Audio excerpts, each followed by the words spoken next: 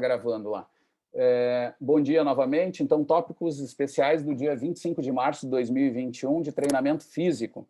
Hoje eu vou falar de um assunto que é o treinamento com sled towing, ou treinamento com trenó.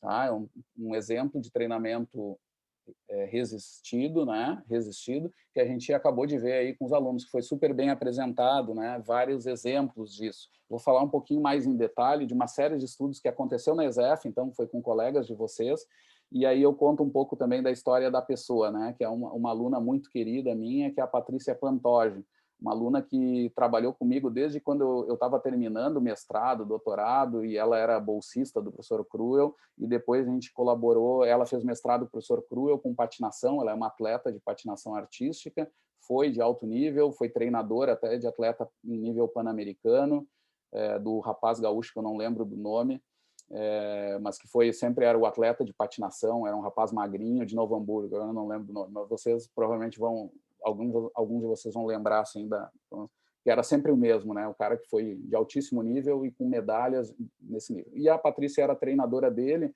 então com uma experiência muito boa no mundo do treinamento, e também depois no doutorado ela ajustou a linha dela para o grupo do Locomotion. Ela veio fazer o doutorado comigo, estudou o sprint, né? Esses aspectos aí ligados ao treino com trenó em sprinters. E ela acompanhou durante esses anos a equipe do Leonardo Ribas, a equipe de sprinters e meio fundistas, que o Leonardo Ribas colocou até em nível olímpico, né? Foi uma experiência muito boa de acompanhamento, assim, né? Top.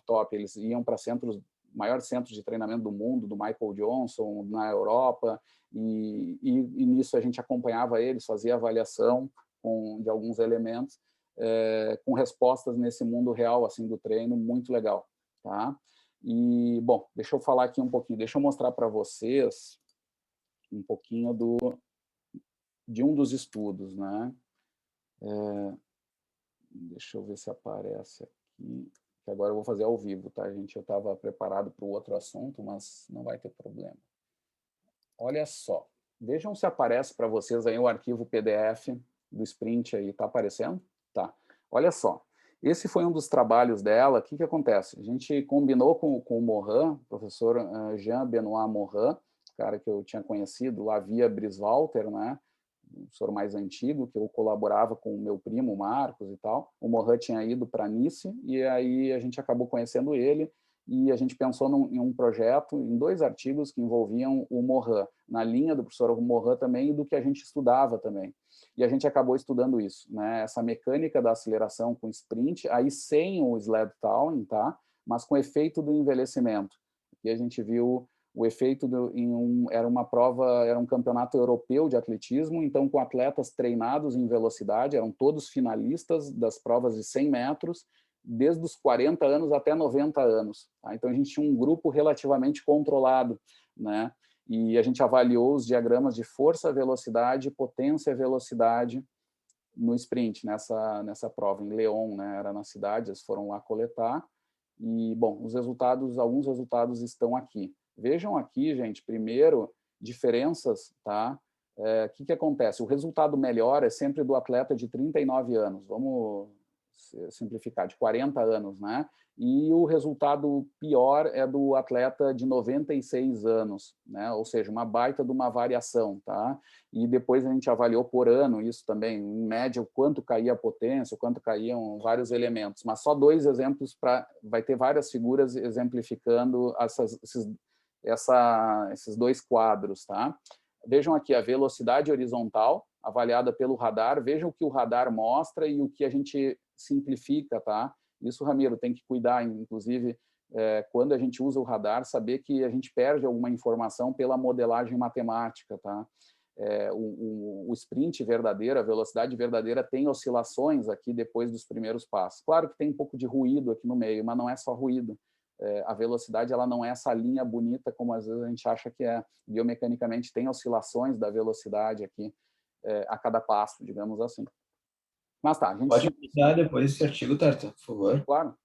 Depois te mando. Aí, aqui, então, está a velocidade, né, instantânea, né, partindo do zero, dos dois atletas, do cara de 40 anos e aqui o de 96 anos. Então, a gente vê aqui um quadro de envelhecimento, aqui em 2 pontos extremos, né?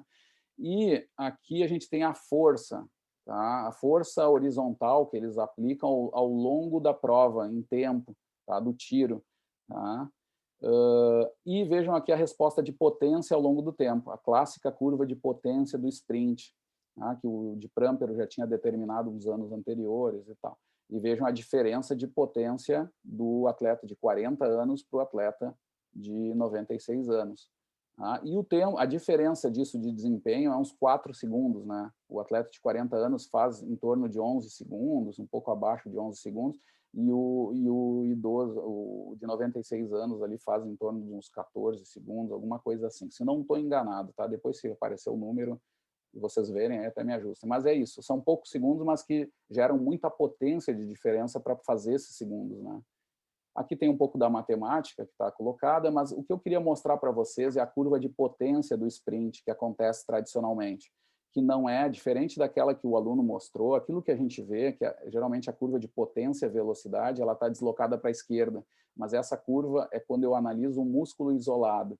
Tá? Tem que cuidar, porque no mundo real, quando eu penso já em geração de potência em exercício de musculação, usando o encoder, por exemplo, que é o padrão, né, ouro para fazer essa medição, ou até biomecânica mesmo, cinemetria e tal, e a gente mede essa potência em exercícios executados em máxima velocidade de musculação, o padrão já vira esse aqui, e também do corpo como um todo. Tá? Teve alguns autores que explicam isso, essa transferência de energia, porque ali inclui também não só a parte contrátil, mas também tem partes elásticas e gerações de torque, de transmissão ali para gerar essa potência que complica mais a coisa. E a curva fica assim, ou seja, o máximo de potência que eu gero é na velocidade intermediária que eu consigo gerar ao nível do corpo como um todo. Tá? Porque isso que é a mensagem, é a potência do corpo como um todo. Outra coisa, relação força-velocidade, ela não é hiperbólica como a gente aprende lá, e como eu mesmo mostrei lá quando falamos de força, mostrei alguma curva que era hiperbólica. Tá? Não é, ela é linear quando é do corpo todo, e aparece dessa forma. E vejam a diferença, de novo, da potência gerada do atleta de 40 anos para o de 96, uma queda violenta. Outra queda importante, pessoal, que acontece é na razão de força, tá? Que é assim, o quanto de força que eu consigo aplicar horizontalmente, né, em relação à vertical. Então, claro, quando eu começo o sprint, eu começo super desequilibrado, eu gero altos níveis de aceleração. Então, eu aplico muita força para trás e menos para cima, né? Eu me empurro à frente, digamos assim, né? Isso é um determinante importante. O quanto eu conseguir me deslocar mais à frente, e aí eu usando prego, isso me ajuda, né? Porque eu consigo me segurar no solo e empurrar para trás, né? Isso é melhor, tá? Então, essa razão de força estuda isso. Mas também ela estuda uma segunda coisa, que o pessoal também, às vezes, tem dificuldade de entender na área de treinamento de velocidade, que é o seguinte: eu também consigo estudar a derivada dessa razão de força, que é a DRF. Que significa na prática, tá? Isso eu já disse para o Mohan para ele dizer assim, mas ele teima em não dizer, ele quer se manter o discurso mais biomecânico, que isso seria isso significa, na real, uma resistência de aceleração, a DRF, tá? A DRF é a derivada dessa curva aqui, a inclinação dessa curva aqui. Tá? E o que significa na prática do treino de velocidade? Tá? Significa o quanto eu me mantenho acelerando por mais tempo. Tá? Para vocês terem uma ideia, historicamente, quando se analisava a biomecânica de sprint de 100 metros, se dizia que a fase de aceleração ia até 40 metros, porque os caras mantinham a aceleração até 40 metros e depois mantinham, mais ou menos, estabilizavam e corriam até 60, 70 metros. Hoje em dia, essa fase de aceleração em atletas de alto nível vai até 70 metros.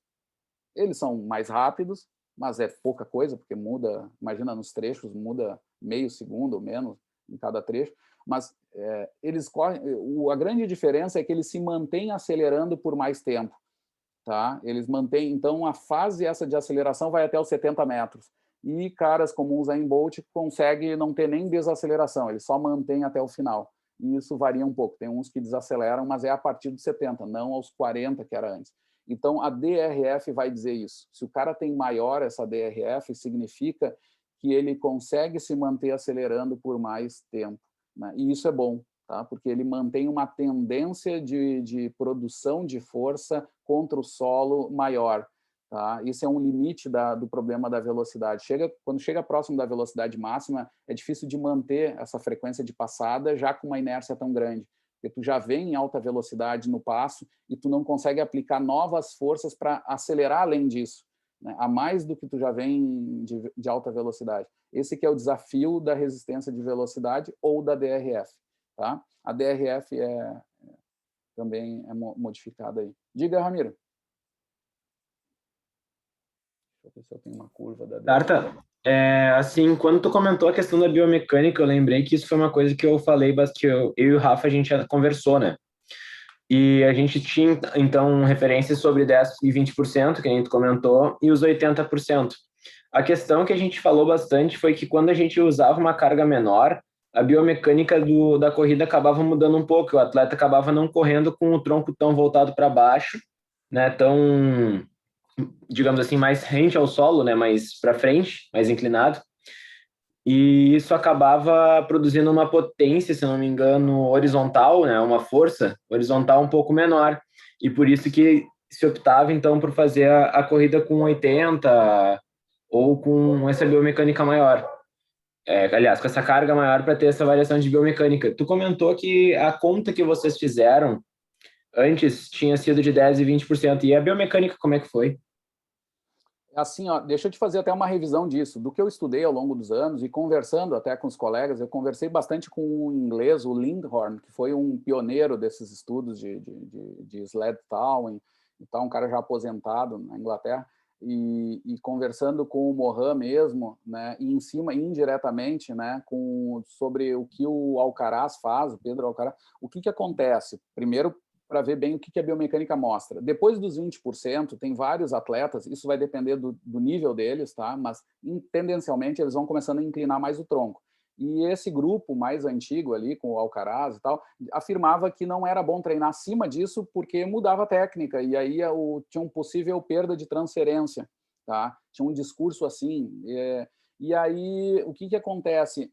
A gente viu com a Patrícia que realmente muda, tá? Até aspectos mecânicos de posição de tronco mesmo. E isso mesmo que os caras façam ajustes, tem algo que é muito forte, que é a mudança de forças. Se tu acelera mais à frente, não adianta, teu corpo tem que inclinar mais. E aí o tronco vai auxiliar nisso, né? Então tem aí um efeito que como é que eu chamo? Ele é inevitável, tá? Tem isso. Agora, eu só acho, eu sei que não foi tua pergunta, mas só para fechar esse raciocínio, o que eu acho é que a gente viu, e está vendo o Mohan mesmo está mostrando em alguns estudos e outros caras, é que achar que só tem que treinar a 10%, a 20% por causa disso, não tem sentido, porque tem atletas que têm déficits em força. Então, tu poderia jogar com cargas maiores também. Vai ter que individualizar a carga para o que ele precisa, né? E, claro, levar ele para as condições que ele precisa também, porque tem isso também, tem tarefas do rugby que necessitam o cara fazer muito força, mais força até do que na zona de potência máxima. Então, o cara deveria fazer mais lento mesmo, porque é o que ele precisa no dia a dia, mesmo que ele trabalhe numa zona de potência mais baixa, que não é o pico da potência, é um pouquinho mais baixo, uma condição mais lenta, né, onde tem muita força, mas eles precisam disso. O exemplo disso é o Scrum, né? A situação do Scrum lá do rugby, que eles ficam tudo lá. Não adianta, para fazer aquela tarefa, tu não tem que treinar em potência máxima sempre. O específico não é na máxima. Esse que é o cuidado que tem que ter. E a mesma coisa é para o sprint. O sprint não tem uma posição e uma carga só. Depende da fase da prova, né? Isso a gente fala no artigo da Patrícia, que a gente publicou na PLOS ONE depois. A gente vai ver que em percentuais maiores, tu tens não o pico maior, mas tu tens depois a potência no resto depois dos 3 segundos, porque o pico acontece em torno dos 3, 4 segundos, e o tiro dura uns 8, 10 segundos, tá? Depois dos 5, 6 segundos, que seria ali uns 30, 40 metros, tu tem maior resistência dessa carga com cargas maiores, então tu deveria trabalhar também em zonas maiores se tu quer melhorar aquela fase, tá? E isso parece ser muito importante, tá? Isso é a minha análise sobre esse ponto aí que tu colocou. Mas a tua pergunta foi até um pouquinho ao contrário, né? Tu estava dizendo que dá para trabalhar também inclinado, né? É isso? Então, na verdade, eu tinha perguntado como é que tinha sido a oscilação da biomecânica no sprint que vocês tinham visto. Sim, o que não vimos nesse grupo aqui, tá? Porque a gente não analisou o ângulo de tronco, mas no estudo da Patrícia, a gente tinha uma biomecânica mais completa e ali apareceu sim que, assim, conforme aumenta o percentual da carga do sled, tu tem que inclinar mais o tronco e o corpo como um todo, aí tu tem alguma variação de estratégia, né? Mas o tronco vai inclinando linearmente. Só que é muito dependente do quanto tu consegue gerar de potência. Se tu tem um atleta de alto nível, ele consegue ir para percentuais mais altos sem inclinar tanto o tronco. Ele inclina de forma geral, mas menos. Se tu tem um cara menos potente, nesse mesmo percentual de carga, ele inclina um pouco mais o tronco.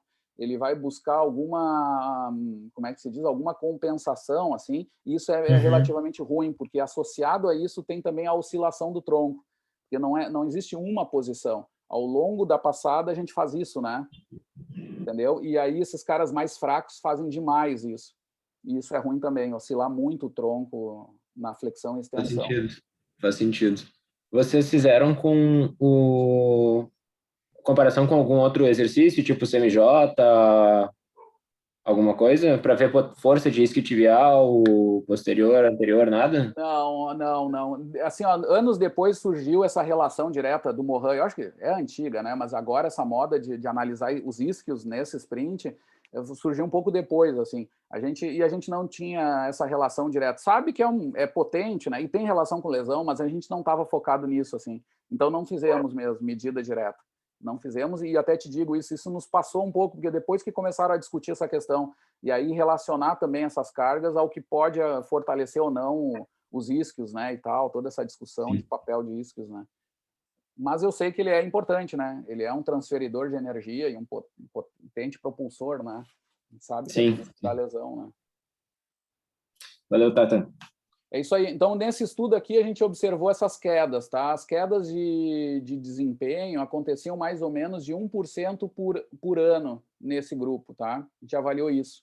E foi bastante linear entre 40 anos e 96, tá? Sabendo que eram caras altamente treinados. Então, tem esse viés também possível ali dentro, mas eram todos campeões de nível mundial nessa idade. Essa foi a forma de controlar o nível deles, digamos assim. Tá? Então, isso é muito difícil, né? Quando a gente faz estudos de envelhecimento, esse é o problema do controle, né? Do estímulo da história prévia, qual é o estado de treino.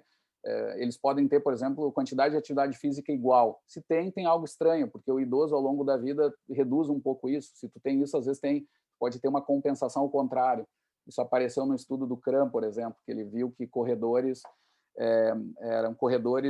não perdiam a economia ao longo do envelhecimento, né? Mas a gente foi olhar com cuidado o estudo dele e vimos que ele pegou idosos altamente treinados e pegou jovens bem pangarezinho. Aí tinha um viés de estudo ali enorme. Quando a gente controlou isso, nós vimos num outro estudo com a Patrícia também, na Medicine Science, deixa eu ver se eu acho aqui, que a economia piorou nesse grupo, tá? Então tem que cuidar com essa questão do envelhecimento aqui. Deixa eu ver se eu acho fácil. Senão... Aqui, ó, gente, nesse estudo aqui, a gente observou que, sim, a economia de corrida piorou, sim, com o envelhecimento, que era o que dados já antigos do Costil já mostravam um pouco indiretamente. A gente teve que pegar uns dados deles e calcular para verificar o custo ao longo de 20 anos de envelhecimento ali. E aí nós confirmamos nesse estudo aqui controlado também. Tá, com o grupo francês aí, mas aí o líder ali era o professor Briswalter, que orientou meu primo também, o Marcos, professor, uma figura, né? Um cara muito legal. Então é isso, gente. Mais ou menos é isso que eu queria mostrar. A Patrícia, ela tinha essa história, uma ezefiana, né? Que fez seus estudos ali. Hoje ela é professora na Federal do Rio Grande, tá? Ela é professora de uma federal. E ela mudou completamente a linha dela. Eu queria dar outro exemplo, que a vida nunca é tarde para a gente fazer o que gosta, tá? Ela sempre foi uma pessoa muito espiritualizada, a Patrícia, e me falou no final do doutorado, professora, terminei minha história. Eu, guria, mas tu publicou 2 artigos na Medicine Science, tu publicou não sei o quê, uma qualidade que é difícil, né, da gente alcançar, e tu vai mudar. E ela, sim, foi estudar, ela está estudando espiritualidade na saúde. tá? Que é um elemento bem forte, bem importante, está cada vez ganhando mais peso e tal, mas muito longe assim da área que ela estudou. Mas hoje é professora nisso e está desenvolvendo pesquisa, estudo nessa linha aí, a Patrícia Pantoja. Uma querida, assim, uma baita profissional e uma parceira, né, do Locomotion aí. E ela passou um ano lá com o Mohan, em Nice também. Ela teve a sorte, e eu estive lá quando eu fui professor visitante, eu fiquei lá um tempo com ela. Ela se apavorou no meu primeiro dia, que eu ia nadar por 1 ou 2 horas, só que eu não tinha avisado ela, né? Eu saí para nadar e não voltei mais, né? Ela achou que eu tinha me afogado, mas não, eu estava brincando lá na água. Muito bem, pessoal. Paro aqui o tópico.